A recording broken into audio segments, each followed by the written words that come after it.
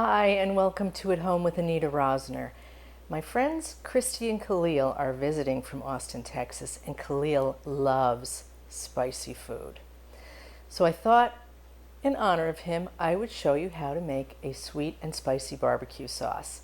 Now, down in the description, I will put the recipe that is Khalil-Level hot, and in the video, I'll show you how to make it for mere mortals. So let's get started. Finely chop half of a sweet Vidalia onion and 2 large cloves of garlic. Warm a tablespoon of olive oil over medium heat in a saucepan.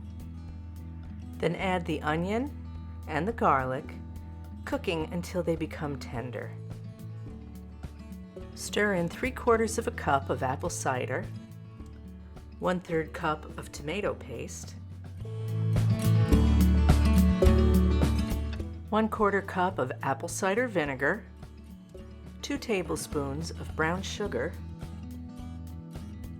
2 tablespoons of molasses, 1 tablespoon of sweet paprika,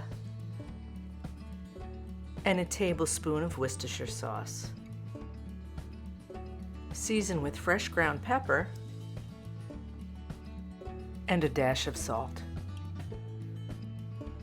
Bring to a boil and then let it simmer for 30 minutes. Halfway through the simmering, give it a taste test and then adjust it for sweetness or spice. So here's our finished barbecue sauce. It smells amazing. As it cools, it will thicken, and the flavor of this is particularly good with ribs, which is probably what I'm going to make with it.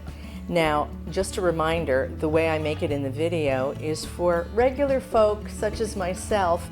But if you like it really spicy, follow the recipe the way it is written down in the description. If you like this video, please give me a thumbs up. Remember to become a subscriber, and thanks for watching. I'll see you again next time here at Home with Anita Rosner.